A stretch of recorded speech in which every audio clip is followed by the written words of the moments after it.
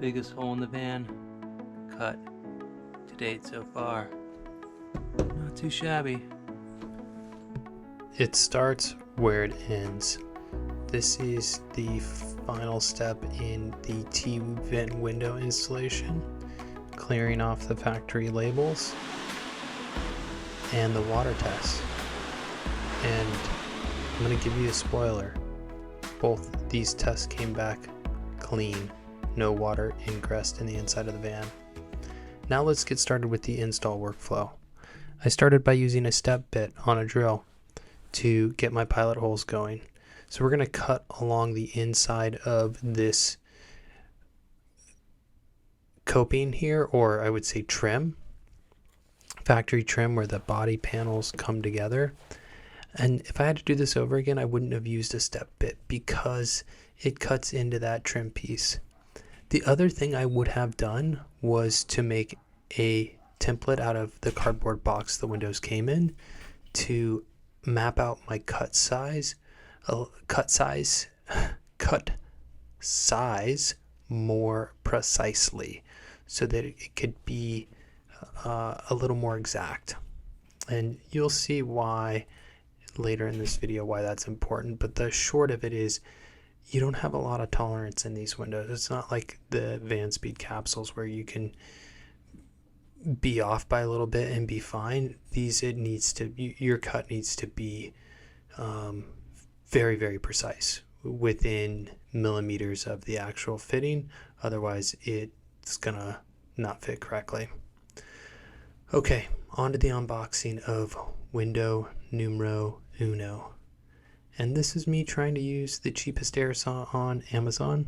If you're going to try an air saw, don't buy this one. I also just had it connected to a pancake compressor. That could be the issue as well. So if you've had success with air saws and pancake air compressors, let me know in the comments below. And if you use a bigger air compressor and that works better for you, also let me know. Anyway, I was hoping to use that saw to cut the corners because they're the hardest and most difficult, but that just didn't work for me. It was so crappy. So I just kind of used the Sawzall, which doesn't give great lines. And I also didn't know cutting this first one until I started watching some YouTubes of other people doing this, that you could translate the cut pattern to the other side and use a jigsaw. So I just used that metal punch there to create some dents on the other side along my cut line, and then I could draw a line with a ruler. So we're doing this all the way along the perimeter. You actually don't need to hit that hard. I would say minimal hits is going to create minimal concavities and bumps on the other side that you're going to use to trace your cut lines, just like connecting the dots. I'm just using a straight edge to connect these and hand drawing it freehand in the curves. And that's going to allow me to use a jigsaw on the other side without breaking blades. And then I'm also cutting a lot more pilot holes with the drill. And instead of using that step bit, which is cutting into the outside edge, because it gets bigger every step, I went ahead and switched to just like a 1/2 inch drill bit. Okay, still trying to get these corners cut correctly, but that's not working well because of this stupid air saw. So just learn from me and know that there's more than one tool that you can use to cut metal, and you just need to find the best one that works for you. Experimentation is okay. This is my last attempt at using the air saw, and I was really doing it just so that I could get some footage of it not working the way I wish it was working. So I let the compressor fill all the way up, try and make some cuts. It cuts for a few seconds and stops cutting, and it had a fresh blade on it. The blade's like brand new. All right, on to the exterior with some better tools. So one con of the step bit is, well, the non-step bit is that it can jump through and create these bends in the metal, which is not a nice flat plane. So I'm just grinding those away because they're on the edge of the cut that we're cutting away anyway. to hold the window. So I have a smooth plane to use the jigsaw. Now that that's done, we'll start with our first vertical cut with the jigsaw, cutting down. And this thing is working like a champ. I'm staying right on my cut line. The debris is falling down with gravity so I can see it very clearly. And it's just chomping away at that metal like a crocodile eating something soft and juicy. This was what we hope all cutting would be. Precise, easy, and not a firefight. So if folks say the jigsaw can't do the job, I disagree. It was the best tool for the job when it came to this cut, and it really worked well for me. Alright, now that that's done, we'll go ahead and do some of these corners with the jigsaw because the air saw was not working well. Unfortunately, I have 3 or 4 pilot holes on each corner, so just need to connect the dots between the pilot holes. And I'm not breaking blades, it's working for me. This is wonderful. Alright, we're switching to the Sawzall to get through these corners and cut on the interior of the vehicle. Just another tool in the cutting toolbox. So we got that corner, got the top corner, and now we're back on the exterior doing the top part with the jigsaw. And a little bit of kickback there, but got through that. So notice we cut the sides, the bottom, and we save the top for last. And that just gives us a little more control of gravity. And then we have this triangle of a parachute cord tied to the window, to the frame, so that when we use the grinder to cut out the last little bits of metal connection on the bottom part of this window, it will float free in the air, hung by that rope. That's a way you can do this solo without worrying about that big piece of sheet metal falling to the earth by the pull of gravity. Now we are cleaning up these edges with the bastard file and grinder.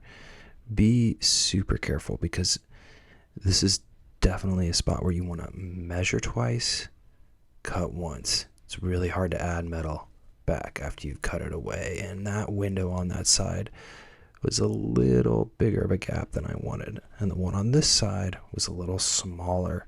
So in hindsight, I wish I would have traced a pattern with some paper like you would if you were measuring twice and cutting once the proper way, and then translated that pattern of the part of the window frame where I was cutting out to fit the new window onto the van a little better, try and be a little more precise. So this guy went very fast in terms of the initial cut. It's a smaller surface. There is that angled edge in the bottom right hand corner of the screen. And then the window didn't fit. So I thought it was going to fit, which is why I cleaned it up with the bastard file.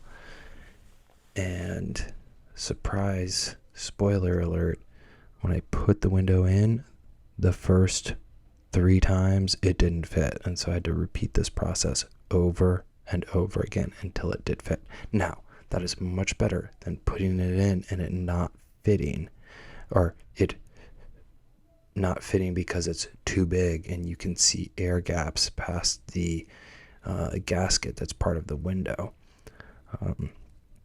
So just something to be mindful of when you're doing your own install. All right, so we are back on the driver's side, and this window fits pretty well. It's just, there's a little more gap than I would like it to be. It's not a super snug fit. And then back on the passenger side, like I said in my spoilers, it doesn't really fit. So driver's side gets to get bolted in, and the passenger side needs more work. You will note that my wife, who's being gracious enough with her time to assist me is holding the window with those cool like suction cup window thing holders. Just look for those on Amazon. They're like $20. They're kind of scary to use initially because that window is like $1,500 each, and you do not want to drop it, and it takes like 6 weeks to get to you, and you have to pay up front. But they really give you peace of mind and help you hold and move the window. And you're going to move the window a lot if you've never done this before and you're trying to get a really good fit and test for fit over and over again, like I was, as part of your building process. Okay, so we're on test fit number 2, and once again, we know it doesn't fit. So I'm just going to use the power of editing to fast forward through this work because I've described it narratively. And before I do that, we're going to go ahead and paint over the metal edges on the driver's side. And then now we're back on passenger side. Test fitting again. Is it working? I think this is only the 3rd time. Probably going to have to cut a little more material. Okay. Now this is the driver's side, and we're using some RTV, room temperature. I can't remember what the V stands for. And then doing some ethanol or denatured alcohol to prep the surface. But I just put that silicone on the gasket on all 4 sides to help create a better seal for water leaks. There's someone on Sprinter Source that complained of water leaks with these windows, so I wanted to do what I can to help mitigate that from the start. And now I'm installing the trim ring. All right, let's see what our gap is in our trim ring. 6 millimeters there. 7, 7.2, 7.7, 8, 7.6, 7.2, 7.2, 7.3, 7.7, 8.8, 8.2, 7.8, 7.8, 7.7, 8.4, 8.9 right there. That's almost 9 millimeters.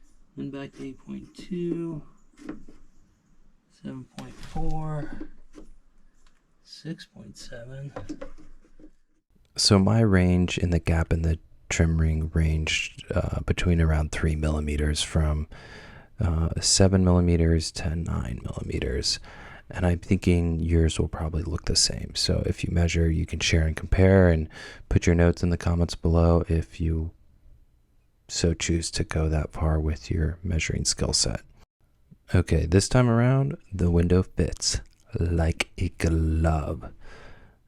It's really good. So I'm happy with that, and it is time to take it out and prep the surface for installation. Alrighty, just gonna clean the surface that the window's gonna go on with some denatured alcohol, and then we are using our silicone, and this time we're putting it directly on the outside of the van, very close to the opening. And that way, if the window shifts at all while we're lifting it up and putting it into place, in theory, that silicone will better stay in place and maintain its seal. I've also warmed the silicone up just in a warm jar of water so that it is not so thick and hard to squeeze out of the tube. Just get nice flow out of that plastic nozzle, which is what you want if you're working in a colder environment, such as I was. Okay, now we got our screws ready for install. Gonna dump those in the top pocket of the overalls so we have them handy when we put them onto the trim ring. Learning a lot by doing this a second time, and efficiency's key in jobs like this.